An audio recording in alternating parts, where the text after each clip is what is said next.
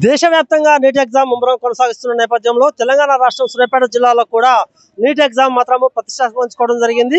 సూర్యాపేట జిల్లా వ్యాప్తంగా 809 మంది విద్యార్థులు నీట్ ఎగ్జామ్ రాస్తున్నారు. అసలు మొత్తం ఎన్ని సెంటర్లో ఎగ్జామ్ రాస్తున్నారు మనం ఆర్డీఓ గారు మాట్లాడుతున్నాం. సార్ నమస్తే సార్, మొత్తం ఎన్ని సెంటర్లో ఎగ్జామ్ రాస్తున్నారు విద్యార్థులు? నమస్తే అండి. నీట్ ఎగ్జామ్ 2025 మా సూర్యాపేట జిల్లాలో మొత్తము 4 సెంటర్లు ఉన్నాయండి. ఒకటేమో సూర్యాపేట ప్రాపర్లో గవర్నమెంట్ జూనియర్ కాలేజ్, అదేవిధంగా దురాజ్పల్లి ఇమాంపేటలో 3 సెంటర్లు ఉన్నాయి. ఇందులో భాగంగా ఈచ్ అండ్ ఎవ్రీ సెంటర్లో 240 ఉన్నారు. ఇక్కడ మన జూనియర్ కాలేజ్లో 170 మెంబర్స్ స్టూడెంట్స్ అపేర్ అవుతున్నారు. సో అన్ని విధాల అన్ని ఏర్పాట్లు మేము చూసుకున్నాము. కలెక్టర్ ఆధ్వర్యంలో కలెక్టర్ గారి ఇన్స్ట్రక్షన్స్లో ఏమేమి ఉన్నాయి అన్ని ప్రతి సెంటర్కి ప్రతి ఇన్ఛార్జ్ ఆఫీసరు, అదేవిధంగా వాళ్ళకి ఏమైనా పిల్లలకి ఏం లోటు కాకుండా ఎగ్జామ్స్ నిర్వహించడానికి మేము ముందు పోతున్నాము. ముఖ్యంగా మనం గత ఎగ్జామ్స్ కు ఇది కొద్ది భిన్నంగా చూస్తున్నాము. 2 గంటలకు ఎగ్జామ్ అయితే 11:30కే ముందుకు పంపిస్తారు. కారణం ఏంటి? 11 to 1 అనేది కొంచెం వాళ్ళకి అడ్జస్ట్మెంట్ ఉంటుంది. కరెక్ట్గా బయోమెట్రిక్ రిజిస్ట్రేషను అది చాలా అన్ని ప్రాసెస్ ఉంటుంది. ఆ ప్రాసెస్ కరెక్ట్గా నీట్గా చేసేసుకుంటే పిల్లలు కూడా ప్యానిక్ కాకుండా ఎగ్జామ్ ముందు సజావుగా కావాలని కూల్గా రాసుకోవచ్చు ఎగ్జామ్ అనేది ఒక కాన్సెప్ట్ అనమాట. అదే విషయం మనం సూర్యాపేట అడిషనల్ ఎస్పీ గారి దగ్గర మనం ఉన్నాము, తెలుసుకుందాం. సార్ చెప్పండి, మీరు ఎలాంటి ఏర్పాటు చేయడం జరిగింది? ఈరోజు ఆర్డీఓ గారు చెప్పినట్టుగా దేశం మొత్తం మీద నీట్ ఎగ్జామ్ కండక్ట్ చేయడం జరుగుతుంది. ఎగ్జామ్ టైం 2 నుంచి 5 వరకు నడుస్తుంది. బిఫోర్ 11 గంటలకే మనం పిల్లలందరినీ నిల్వ చేస్తున్నాం. తర్వాత చెకింగ్, ఎట్లాంటి ఎలక్ట్రానిక్స్ గాడ్జెట్స్ తీసుకుపోకుండా తర్వాత చెక్ చేస్తున్నాం. పిల్లలందరికీ బయోమెట్రిక్ ఉంటుంది కనుక అడ్వాన్స్గా వచ్చి ఏర్పాట్లను చేయడం జరిగింది.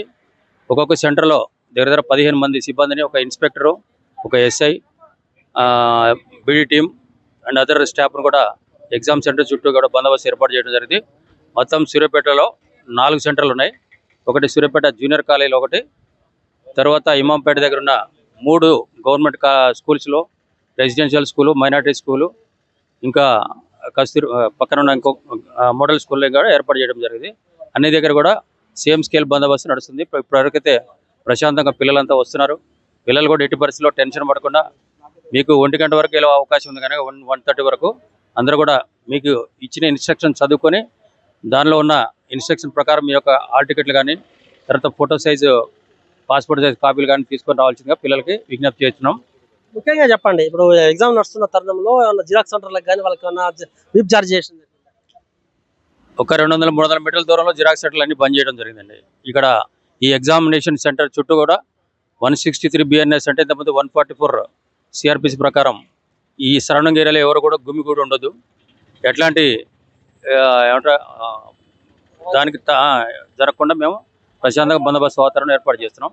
పిల్లలు కూడా ప్రశాంతమైన వాతావరణంలో ఎగ్జామ్ రాసుకొని మంచి రిజల్ట్ సాధిస్తారని మా పోలీస్ తరఫున వాళ్ళకి పిల్లలందరూ కూడా ధన్యవాదాలు తెలియజేస్తున్నాను. Thank you. సూర్యాపేట జిల్లా వ్యాప్తంగా మాత్రం 809 మంది విద్యార్థులు ఎగ్జామ్ రాస్తున్నారు. 4 సెంటర్లో ఎగ్జామ్ నిర్వహిస్తున్నారు.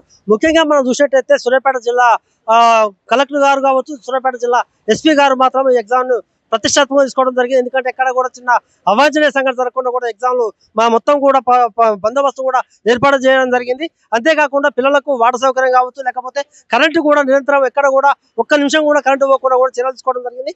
అంతేకాదు, ఎందుకంటే ఎప్పుడు లేని విధంగా పిల్లలు మాత్రము 11:30 ఎగ్జామ్ సెంటర్లో పోతున్నారు. ఎందుకంటే వాస్తవానికి 2 గంటల నుంచి 5 గంటలకు ఎగ్జామ్ నడుస్తుంది. అయినా కూడా 11:30 నుంచి 1:30 వరకు మాత్రం పిల్లలు ఆయా ప్రదేశాలకు పోయి వాళ్ళ ఎగ్జామ్ సెంటర్లో పోవడం జరుగుతుంది. ముఖ్యంగా మనం చూస్తే పిల్లలు ఎవరైతే ఎగ్జామ్ రాస్తున్నారో వాళ్ళు ఎలక్ట్రికల్ వస్తువులు కావచ్చు, లేకపోతే ప్యాడ్లు కావచ్చు, లేకపోతే వాటర్ బాటిల్ కావచ్చు, లేకపోతే షూలు కావచ్చు, లేకపోతే నిండుగా ధరించే షర్ట్స్ కావచ్చు, అన్నిటి కూడా తీసుకోవడానికి వీల్లేదు. ఖచ్చితంగా ఎగ్జామ్ రాసే పిల్లలు ఎవరైతే ఉన్నారో పాస్పోర్ట్ సైజ్ ఫోటో కూడా తీసుకోవాల్సిన అవసరం ఎంతైనా ఉంది.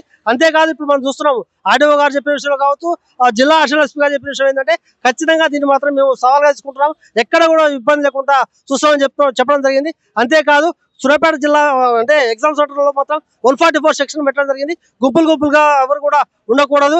ఎవరైనా అలాంటి జిరాక్స్ సెంటర్లు కావచ్చు, లేకపోతే ఇంకేదైనా డీజే సౌండ్ కానీ వస్తే మాత్రం ఖచ్చితంగా వాళ్ళ మీద చర్యలు తీసుకోవడం చెప్తున్నారు. అంతేకాదు, మనం చూస్తున్నాము ఇక పూర్తిగా ఏర్పాటు చేయడం జరిగింది. మనం విజువల్స్ లో చూస్తున్నాం. ఇప్పటికే పిల్లలు కూడా మొత్తం కూడా ఎవరైతే ఎగ్జామ్ రాస్తున్నారో వాళ్ళంతా కూడా లోపడిపోవడం జరిగింది. మొత్తం కూడా చూస్తున్నాం. మనకు ఇక్కడ తనిఖీ నిర్వహిస్తున్నారు. ఇప్పుడు చూస్తున్నాము, విజువల్స్ లో చూస్తున్నాము. అక్కడ ఎగ్జామ్ రాసేటువంటి ఎవరైతే అభ్యర్థి ఉన్నారో వాళ్ళని మొత్తం కూడా తనిఖీ చేస్తున్నారు. ఆడవాళ్ళ కోసం ప్రత్యేకంగా తనిఖీ ఒక ప్రదేశం కూడా పెట్టడం జరిగింది. మగవాళ్ళ కోసం ఏర్పాటు చేయడం జరిగింది. అంతేకాదు పోలీసులు కూడా మనం చూస్తున్నాము. మొత్తం కూడా పోలింగ్ కేంద్రం వద్ద మాత్రము మొత్తం పోలీసు బందోబస్తు మాత్రం ఎగ్జామ్ నిర్వహిస్తున్నారు. ఎలాంటి అవాంఛనీయ సంఘటన జరగకుండా మాత్రము సూర్యాపేట ఎస్పీ కావచ్చు, సూర్యాపేట కలెక్టర్ కావచ్చు, మొత్తం ఏర్పాటు చేయడం జరిగింది. మొత్తం మీద కూడా 800 మంది విద్యార్థులు వాళ్ళ భవితవ్యం కోసం మాత్రం ఎగ్జామ్ రాస్తున్నారు కూడా మనం పేర్కొనవచ్చు.